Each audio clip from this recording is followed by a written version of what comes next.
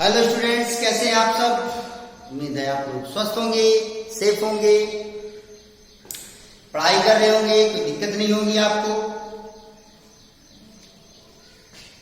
एक सवाल आया है बच्चे की तरफ से और वो बताना था मुझे, लेकिन ध्यान से उतर गया, इसलिए आज हम लोग पहले इस सवाल को लगा लेंगे, समझ लेंगे और फिर हम लोग आगे बढ़ेंगे। तो 3.3 का तीसरे का पहले का पांचवा सवाल है। तो पहले का पांचवा सवाल यह है कि √2x plus √3y is equal to 0। पहला तो ये हो गया, √2x plus √3y is equal to 0 हो गया।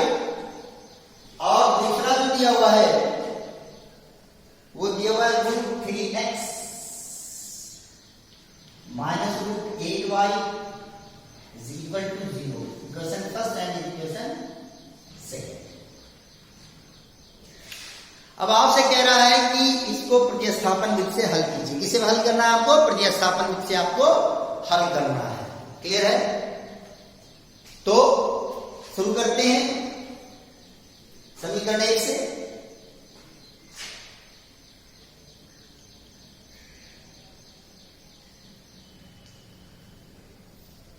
तो क्या होगा समीकरण 1 से? √2x इज इक्वल टू, समीकरण 1 से क्या है? √2x plus √3y is equal to क्या हो गया? 0। कोई दिक्कत तो नहीं है? therefore √2x is equal to, ये प्लस √3y इधर क्या हो जाएगा? Minus √3y। पक्षांतर करने पर चिन्ह बदल जाता है। यहां से x की वैल्यू निकालेंगे, ये गुणे में इधर आएगा, √2 इधर गुणे में इधर आएगा, क्या हो जाएगा? बटे में x is equal to minus √3 y upon √2। ये बात समझ में आई? मुझे लगता है समझ में आ रही होगी। अब x की ये वैल्यू उठा करके क्या रखनी है आपको? समीकरण 2 में। x का यह मान समीकरण 2 में रखने पर, किसमें रखने पर? समीकरण 2 में रखने पर x का यह मान समीकरण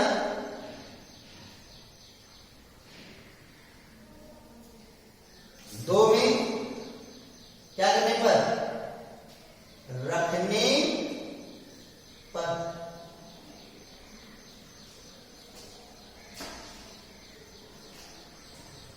x का यह मान समीकरण 2 में रखने पर क्या होगा? √3 इंटू x। x की वैल्यू कितनी आई है? माइनस √3y अपान √2। ध्यान देखिए, √3 की जगह √3 लिख दिया, फिर x लिखा हुआ है, x का मान कितना है? माइनस √3y बटे √2। तो यहां पर लिख दिया मैंने माइनस √3y बटे √2। फिर क्या लिखा हुआ है? माइनस लिख दिया, फिर √8y, और ये इज इक्वल टू किसके हो गया? 0। मुझे लगता है कोई दिक्कत नहीं होगी आपको। अब यहां से लिख सकते हैं ये √3 और ये √3, तो √3 और √3 का गुणा कितना होगा? √3 और √3 का गुणा कितना हो गया? 9।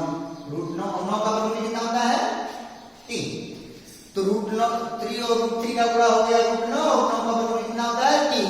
तो इन दोनों का गुणा लिख दिया हमने माइनस मिल जाएगा। यहाँ पर प्लस चिन्ह है और यहाँ पर माइनस है, तो प्लस और माइनस का गुणा क्या हो जाएगा? माइनस हो जाएगा। ये बात समझ आ गई कि नहीं आ गई? तो ये हो गया -3y। क्लियर? कोई दिक्कत तो नहीं है? अपान √2। मुझे लग रहा है समझ आ रहा हो, कोई दिक्कत नहीं होगी। आगे बढ़े हम लोग। और माइनस क्या हो गया? √8, और ये इक्वल टू किसकी हो गया? 0। समझ में आ गया? मुझे लगता है कोई दिक्कत नहीं होगी। अब क्या करेंगे, हर बराबर नहीं है, यहाँ पर अंडर रूट 2 है, यहाँ पर कुछ नहीं, इसका मतलब इसमें गुणा करना पड़ेगा, नहीं गुणा करना पड़ेगा। तो चलिए सबके बटे हमने लिख दिया क्या, अंडर रूट 2।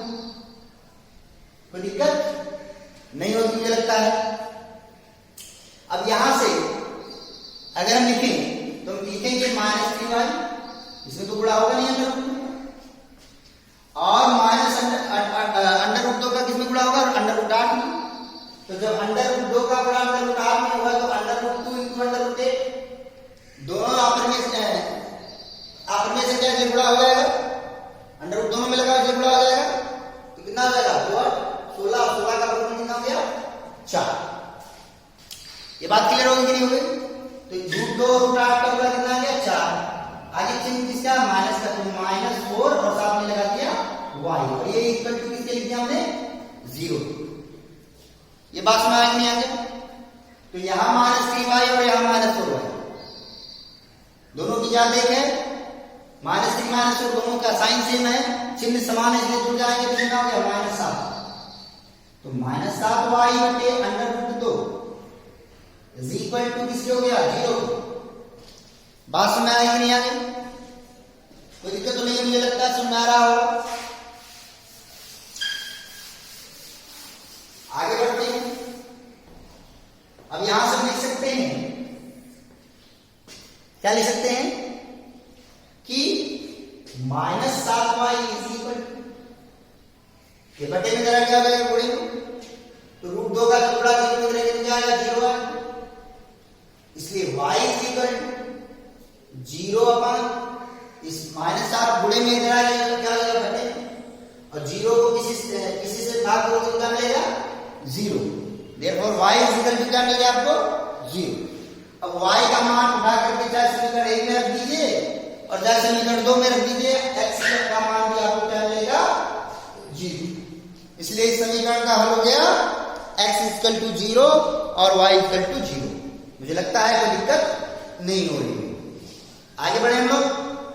चलिए इस तरह से प्रश्नावली 3.3 समाप्त हो गया है। जो भी क्वेश्चन आपने पूछा था क्वेश्चन को आपको बता दिया गया है। अब हम लोग आगे बढ़ते हैं और अगले विधि के बारे में बात करेंगे, और वो कौन सी विधि होगी, विलोपन विधि। कौन सी विधि होगी, विलोपन विधि।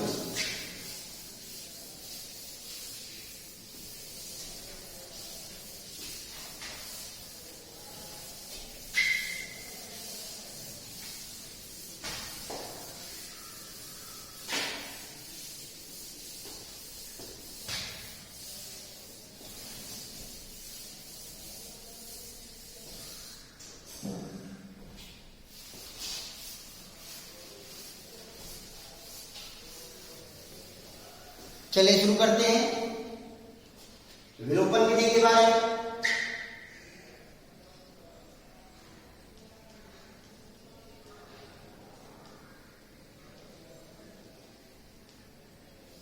डिलीटिंग मेथड, ये क्या है, विलोपन विलुप्त, विलुप्त से विलोपन, विलोप कर देना, गायब कर देना। यानी कि इस विधि में सभी जो चैप्टर पढ़ रहे हैं उसमें क्या चर है, 2 चरों वाले रैखिक समीकरण है। हमको यहां पर एक क्या करना है, उन दोनों चरों में से एक चर को विलुप्त कर देना है, गायब कर देना है। इसलिए इस विधि को क्या कहना है, ये विधि कौन सी विधि कहलाती है, विलोपन विधि कहलाती है, डिलीटिंग मेथड, यानी एक को गायब।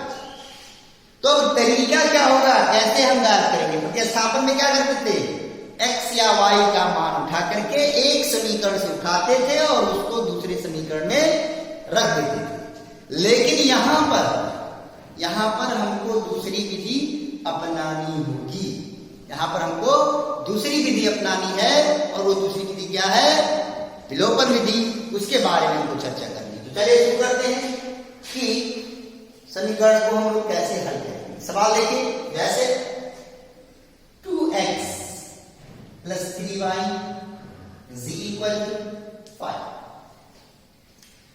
क्लियर हो गया। क्लियर हो रहा है? और दूसरा दे दिया 2x minus 3y is equal to minus 1 या plus 4y is equal to minus 1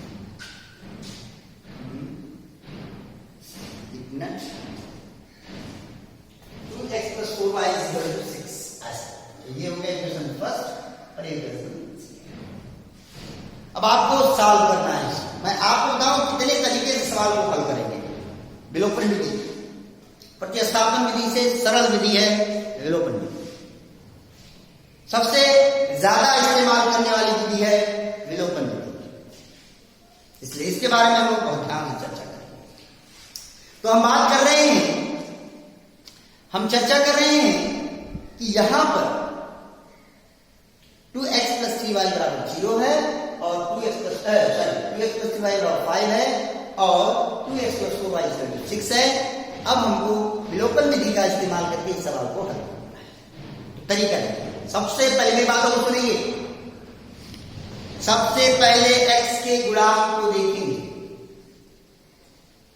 यदि x का गुणांक बराबर है तो दोनों के चिन्ह देखेंगे। यदि दोनों के चिन्ह बराबर हैं, पहला क्या देखा? पहले x का गुणांक देखा।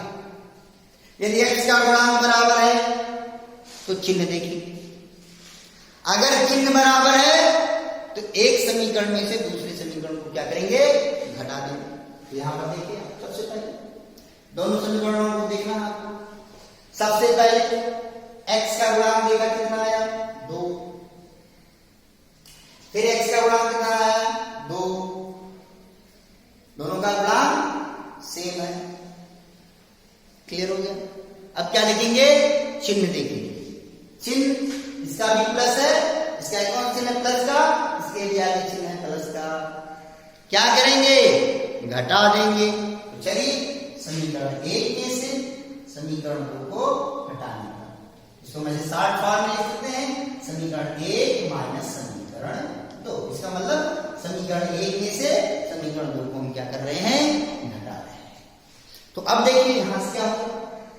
2x plus 3y is equal to 5 और 2x plus 4y is equal to 6। अब घटा देंगे। तो घटाने पर क्या होगा? अभी हम लोग मेथड सीख रहे हैं, इसलिए पूरा सवाल हल नहीं करेंगे, सारी बातें करते जाएंगे, फिर सवाल जब आगे। अब देखिए यहां से घटाएंगे तो ये हो गया माइनस, यहां पर चिन्ह किसका हो गया? माइनस, और यहां पर चिन्ह किसका हो गया? माइनस। अब यहां पर प्लस 2x और यहां पर माइनस 2x कट गया। अब देखिए यहां पर प्लस 3y और यहां पर माइनस 4y। y दोनों में सेम है, यहां पर प्लस 3 है, यहां पर माइनस 4 है। 3 में से 4 क्या कितना बचेगा? -1 और साथ में क्या लगा हुआ है? y। 1 लिखने का कोई मतलब नहीं है, इसलिए -y हो गया। क्लियर हो गया? समझ आगे नहीं आ गया? और फिर 5 में से 6 गया, ये कम है, ये ज्यादा है, ज्यादा में से कम को घटाया, 6 में से 5 को घटाएंगे 1 आएगा और ज्यादा का चिन्ह लगाएंगे। 6 के साथ कौन सा चिन्ह है? माइनस का चिन्ह। क्या लग गया? माइनस। यहां भी माइनस, यहां भी माइनस, 2 कट गया, प्लस हो गया, माइनस प्लस हो गया। y का मान आपको मिल गया 1। मिल गया कि नहीं मिल गया? अब y का यह मान उठा करके चाहे समीकरण 1 में रख दीजिए, चाहे समीकरण 2 में रख दीजिए, आपको x का मान मिल जाएगा और फिर आपका सवाल हल होगा। तो देखा आपने कितने आसानी से सवाल हल हो गया विलोपन विधि के द्वारा। ये बात क्लियर हो गई कि नहीं हो गई? समझ आ गया कि नहीं आ गया?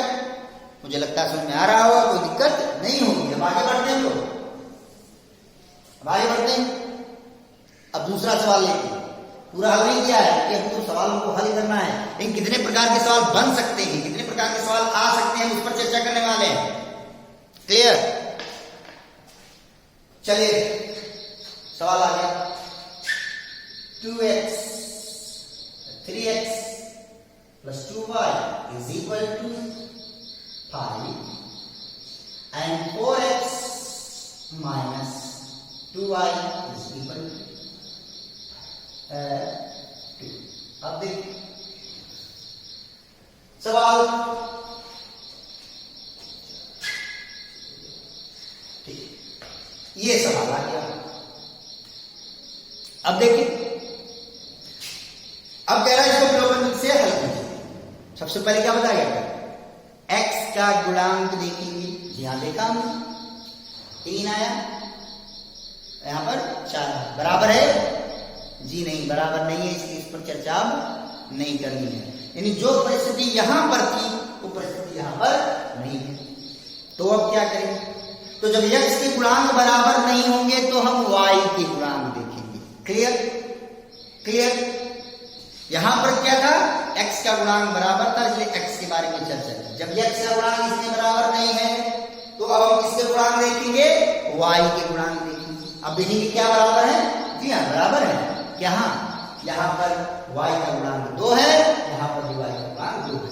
अब आप कह रहे हो सर यहाँ पर प्लस यहाँ पर माइनस है। जी नहीं, मैं केवल, आप सही कह रहे हो एक तरफ प्लस एक माइनस है, लेकिन मैं केवल गिनती की बात कर रहा हूं। यहाँ पर 2 है, यहाँ पर भी 2 है।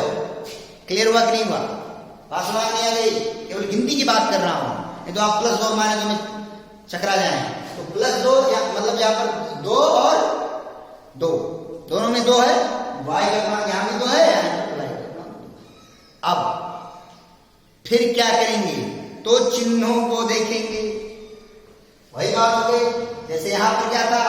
यदि x का गुणांक बराबर है तो चिन्हों को देखा गया था। यदि x का गुणांक बराबर नहीं है तो y का गुणांक देखेंगे।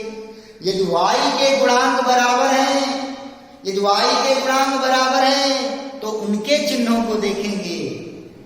और यहां पर इसके गुणांक का चिन्ह प्लस है और इसके गुणांक का चिन्ह क्या है? माइनस है।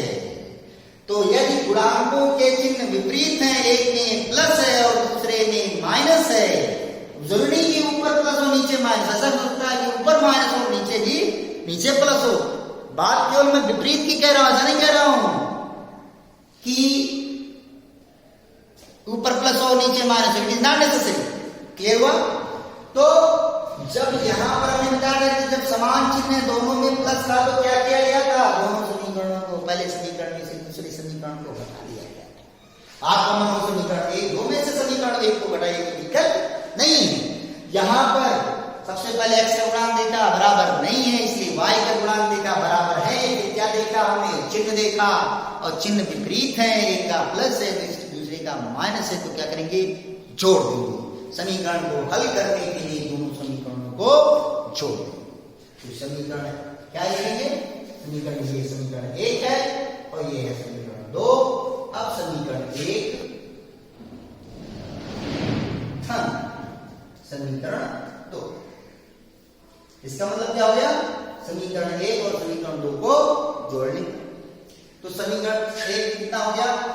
3x + 2y = 5 और दूसरा है 4x - 2y = 2।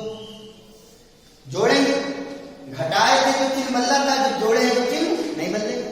यहां पर प्लस, यहां पर माइनस है तो माइनस ही रहेगा, और यहां पर प्लस है तो क्या रहेगा? प्लस ही रहेगा। अब यहां पर भी प्लस और यहां पर प्लस, यहां पर x यहां पर भी x, दोनों की जाके हो गई। यहां पर 3 यहां पर 4, 3 और 4 जुड़ जाएंगे, कितना हो गया? 7x। ये बात हो गई x की। अब y पर चर्चा करते हैं। यहां पर y का गुणांक +2, यहां पर y का गुणांक -2, +2 और -2 मिलाकर 0 हो जाएंगे। इसलिए दोनों को क्या कर दिया गया? काट दिया गया। समझ गए कि नहीं आगे? और बराबर किसके होंगे? यहां भी प्लस, यहां भी प्लस, जुड़ गया। 5 में 2 जोड़ेंगे, कितना मिलेगा? 7। तो ये हो गया 7। तो x बराबर 7/7, तो 7 × 7, x का मान आ गया 7। तो अब x का मान उठा करके समीकरण 1 या समीकरण 2 में रख देंगे और आपको उत्तर मिल जाएगा। तो 2 तरह के सवाल आपने अभी तक देखे। पहला क्या देखा आपने? पहला देखा आपने कि x का गुणांक बराबर था। अगर x का गुणांक बराबर नहीं है तो किसका गुणांक देखेंगे? y का गुणांक बराबर। अब थोड़ा सा आगे, अब आगे बढ़ते हैं और तीसरे तरह का सवाल समझते हैं। आपके मन में जो भी क्वेश्चन आ रहे हैं वो सब कुछ समाप्त हो जाए, कुछ भी बचेगा नहीं, कुछ भी छूटेगा नहीं। बस आप भरोसा रखिए, मेहनत कीजिए और आगे बढ़िए। चलिए शुरू करते हैं तीसरे तरह का सवाल। तीसरे तरह का सवाल आगे कि x plus 2y is equal to 5 और 2x plus y is equal to 4। अब लीजिए अब ले लीजिए हम कैसा सवाल। चलिए शुरू करते हैं। सबसे पहले क्या बताया गया था, यह समीकरण 1 और यह समीकरण 2। सबसे पहले x का गुणांक देखेंगे। x का गुणांक यहां पर 1, यहां पर x का गुणांक 2 क्या बराबर है? जी नहीं। तो यदि x के गुणांक बराबर नहीं होंगे तो y के गुणांक देखेंगे, जैसे इसमें देखा गया था। क्या y के गुणांक बराबर है? जी नहीं। यहाँ y का गुणांक 2 है, यहाँ y का गुणांक 1 है, इसलिए ये भी बराबर नहीं है। बड़ी परिस्थिति, विषम परिस्थिति आ गई ना, यानी पहला तरीका नहीं अपना सकते हैं और दूसरा तरीका भी अपना नहीं सकते हैं। तो हम क्या करेंगे? क्वेश्चन का हम क्या करेंगे? तो क्वेश्चन ये है मेरे लाल, आपको ये समझना है कि यदि गुणांक बराबर नहीं है तो हम गुणांक को बराबर करेंगे। गुणांक को बराबर करेंगे, गुणांक को बराबर करेंगे। थोड़ा सा और जो है वो कर देते हैं, यहाँ पर 3x प्लस 2y कर देते हैं और 3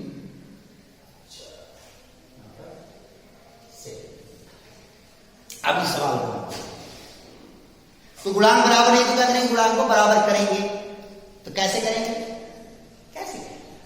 यहां पर x का गुणांक 3 और यहां पर x का गुणांक 2 है कि नहीं? है कि नहीं? तो हम क्या करें? इसके गुणांक से इसमें गुणा कर दें तो 2 तिहाई 6 हो जाए, और इसके गुणांक से इसमें गुणा कर दें तो 3 दूनी 6 हो जाएगा। यानी पहले वाले समीकरण के x के गुणांक से दूसरे वाले समीकरण में, और दूसरे वाले समीकरण के x के गुणांक से पहले वाले समीकरण में अगर हम गुणा कर दें तो दोनों के गुणांक क्या हो जाएंगे? समान हो जाएंगे। बात समझ में आई कि नहीं आई? बात समझ में आई कि नहीं आई? इतनी बात समझ में आ गई कि नहीं आ गई? तो सबसे पहले हम क्या देखेंगे, यानी अब तक कंक्लूजन क्या निकल करके आया? अभी तक क्या निकल करके आया कि सबसे पहले x का गुणांक देखेंगे, बराबर है तो चिन्ह देखेंगे, यदि नहीं बराबर है तो y के गुणांक देखेंगे, यदि y के गुणांक बराबर है तो ठीक उनके चिन्ह देखेंगे, यदि y के गुणांक बराबर नहीं है, ना x के गुणांक बराबर है ना y के गुणांक बराबर है, तो गुणांक को बराबर करने की कोशिश करेंगे।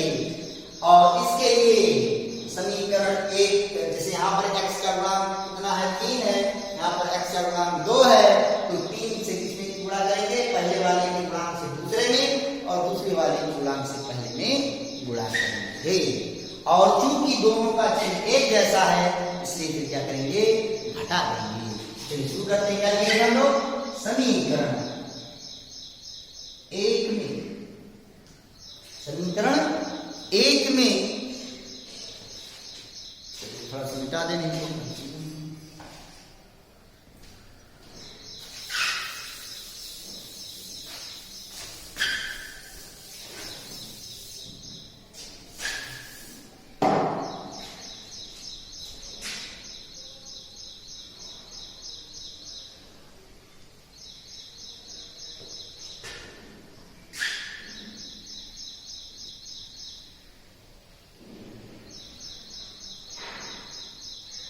समीकरण 1 में कितने से गुणा करेंगे? कितने से गुणा करेंगे? 1 में कितने से गुणा करेंगे? दूसरे वाले से। दूसरे वाले में x से गुणा करना है 2, तो समीकरण 1 में 2 से, तथा समीकरण 2 में, समीकरण 2 में कितने से गुणा करेंगे? ऊपर वाले से। ऊपर में कितना है? 3, 3 से क्या करके? गुणा करके। क्या करके? गुणा करके। क्या करने पर? समीकरण 1 से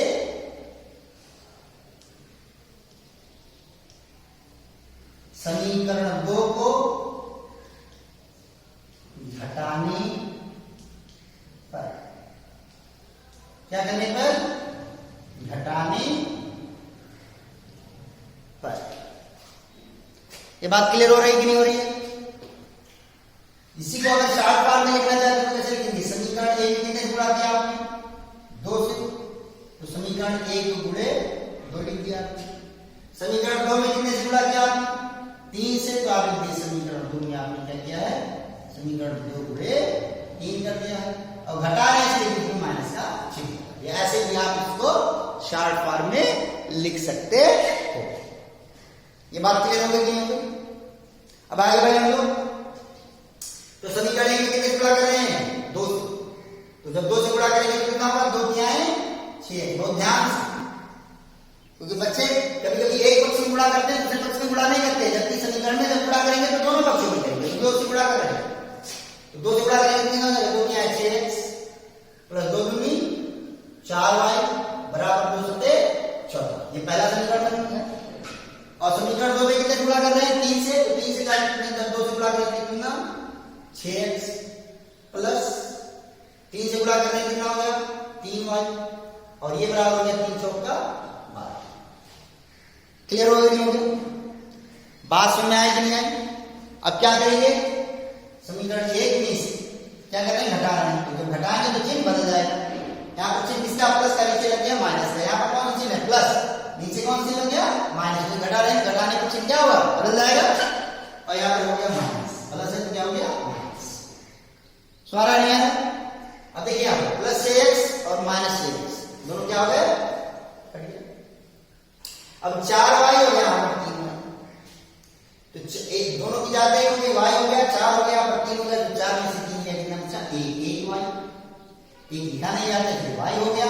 और 14 में से 12 गया तो y का मान आ गया 2। और क्या? y का यह मान उठा करके समीकरण 1 या 2 में रखने पर आपको x का मान प्राप्त हो जाएगा। तो 3 तरह के सवाल बन सकते हैं सामान्य। एक तरह का और सवाल बनेगा जो जब आप उसको सवाल पढ़ाएंगे तो उसको समझा देंगे। पहला तरीका समझ आ गया। पहले क्या देखा? पूरा कंक्लूजन निकाल के देखते हैं तो क्या निकलता है? सबसे पहले x का गुणांक देखेंगे। यदि x का गुणांक बराबर है तो उसके चिन्हों को देखेंगे। अगर दोनों का चिन्ह समान है तो घटा देंगे। अगर दोनों का चिन्ह विपरीत है तो जोड़ देंगे। फिर यदि x के गुणांक बराबर नहीं है तो क्या करेंगे? y के गुणांक को देखेंगे। यदि बराबर है तो उनके चिन्हों को देखेंगे। यदि दोनों चिन्ह समान है तो समीकरण को हल करने के लिए घटा देंगे। यदि समीकरण चिन्ह विपरीत है तो क्या करेंगे? दोनों समीकरणों को जोड़ देंगे। लेकिन यदि x और y दोनों के गुणांक बराबर नहीं है तो क्या करेंगे? तो गुणांक को बराबर करेंगे। और गुणांक को बराबर क्या करेंगे के लिए क्या करेंगे? सबसे सरल तरीका, पहले समीकरण के गुणांक से दूसरे समीकरण में और दूसरे समीकरण के गुणांक से पहले समीकरण में क्या कर देंगे? अब आपके मन में कुतूहल आ रहा होगा कि सर क्या जरूरी है कि हम x के गुणांक को बराबर करें? जी नहीं, ये जरूरी नहीं है। ये इज नॉट नेसेसरी। तो हमको क्या करना चाहिए? हम कैसे करें? क्या हम y के गुणांक को बराबर कर सकते हैं? जी हाँ, बराबर कर सकते हैं, कोई दिक्कत नहीं है। यहाँ पर y का गुणांक कितना है? 2 है। यहाँ पर y का गुणांक कितना है? 1 है। इसलिए समीकरण 1 में 1 से गुणा करें और समीकरण 2 में 2 से गुणा करने को हमारा काम बन जाएगा। लेकिन प्यारे बच्चों, समीकरण 1 में 1 से गुणा करने से उसके मान में कोई परिवर्तन, उस समीकरण में कोई परिवर्तन नहीं होगा। इसलिए समीकरण 1 में किसी y से हल करने के लिए किसी से गुणा करने की जरूरत नहीं है। बल्कि समीकरण 2 में अगर आप 2 से गुणा कर देंगे तो यहाँ पर भी 2y आ जाएगा और 2y से 2y क्या हो जाएगा? कैंसिल आउट हो जाएगा। हम हर तरह के सवाल आपको बताएंगे। हम x को डिलीट करके बताएंगे, हम y को डिलीट करके बताएंगे, कैसे विलोपन विधि का इस्तेमाल करना है। मुझे लगता है समझ आ गया होगा, कोई दिक्कत नहीं होगी। आप लोग पढ़िए, मेहनत कीजिए। फिर भी एक कोई समस्या रहती है तो आप हमें बताएं। अब हम लोग कल प्रश्न 3.4 लगाएंगे, आप लगाइएगा। कोई समस्या होगी कल मिलते हैं, उस पर चर्चा करेंगे। धन्यवाद।